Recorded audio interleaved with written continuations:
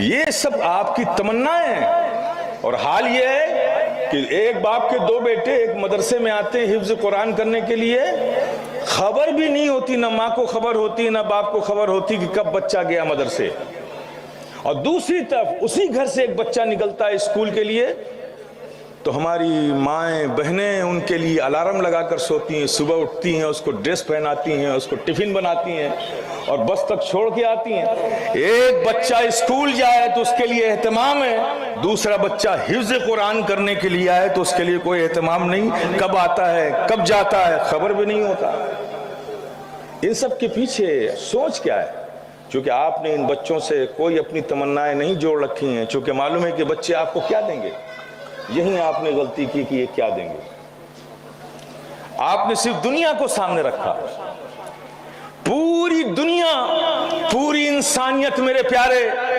پوری انسانیت دو چیزوں پر ٹکی ہوئی ہے، فائدے کا حصول اور نقصان سے اپنے آپ کو بچانا، صرف اسی پہ ساری دنیا بھاگ رہی ہے، دوڑ رہی ہے، یہ دو ہی چیزیں اس کے سامنے رہتی ہیں اور یہی ہم بھی کر رہے ہیں۔ لیکن ایک مومن میں اور غیروں میں فرق یہ تھا کہ وہ دنیا میں فائدے کا معیار دنیا کے حساب سے نہیں بناتا تھا، بلکہ فائدے کا فیصلہ رب کی رضا پہ کرتا تھا، دین کے احکامات پہ کرتا تھا کہ ہمارا رب کس چیز سے راضی ہو اس میں وہ فائدہ دیکھتا تھا،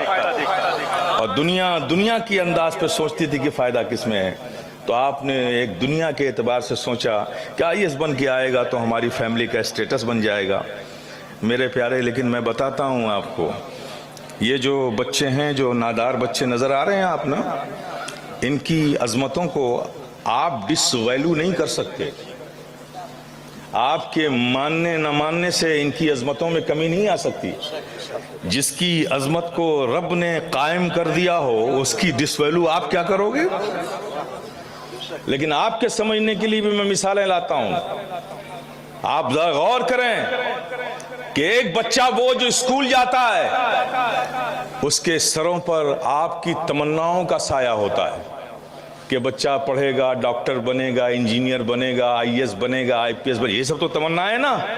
سایہ ہوتا ہے، آپ کی تمناؤں کا سایہ ہوتا ہے۔ اور وہ بچہ جب گھر سے حفظ قرآن کرنے کے لیے مدرسہ آتا ہے تو میرے پیارے جانتے ہیں آپ، اس کے سروں پہ فرشتوں کے پروں کا سایہ ہوتا ہے۔ تو مجھے انصاف سے بتاؤ، آپ کی تمناؤں کا سایہ زیادہ افضل ہے کہ فرشتوں کے پروں کا سایہ زیادہ افضل ہے؟ فرشتوں کے پروں کا سایہ زیادہ افضل ہے۔ اس لیے کہتا ہوں نا کہ وہ ماں باپ خوش نصیب ہیں جن کے بچے حافظ قرآن ہوئے، وہ محلے والے خوش نصیب ہیں جس محلے میں حافظ قرآن رہتے ہیں، کم سے کم اسی بچے کی وجہ سے اس محلے میں فرشتوں کا آنا جانا تو ہو گیا۔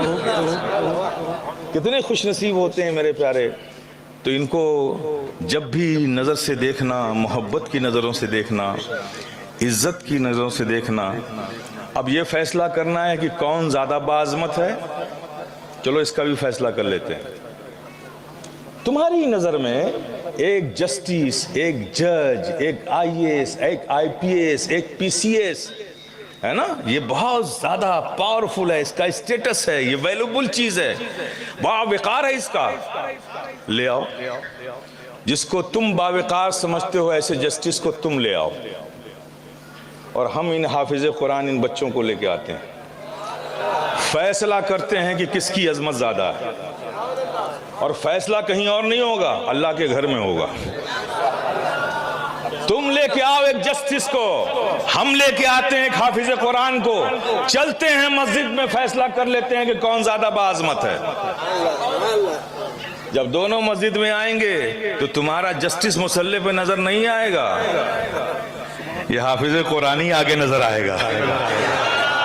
وہ جسٹس جب کورٹ میں تھا تو اس کا پاور یہ تھا، اس کا پروٹوکال یہ تھا، اس کا اسٹیٹس یہ تھا، اس کی ویلیو یہ تھی، اس کا رائٹ اور اختیار یہ تھا کہ اس کے بغیر مرضی کے نہ کوئی کورٹ کے اندر آ سکتا ہے، نہ اس کی بغیر اجازت کے کورٹ سے کوئی جا سکتا ہے، نہ اس کے بغیر اجازت کے کورٹ میں کوئی بول سکتا ہے، نہ اس کے بغیر اجازت کے کوئی موومنٹ کورٹ میں ہو سکتا ہے۔ یہ پروٹوکال تھا اس کا۔ ایسا جج جس کی حکومت کوٹ میں چلتی تھی، اس جج کو لائے جب ہم خانے خدا میں اللہ کے گھر میں، ادھر سے اس حافظ قرآن کو لے کر آئے تو آنکھوں نے دیکھا تو کیا دیکھا کہ حافظ قرآن تھا، وہ مسلح پہ تھا، وہ جسٹس پیچھے تھا، اس کے حکم سے لوگ اٹھتے بیٹھتے تھے کوٹ میں۔ یہاں منظر یہ ہے کہ جب تک امام اللہ اکبر نہیں کہتا ہے جسٹس بھی کھڑا انتظار کرتا ہے۔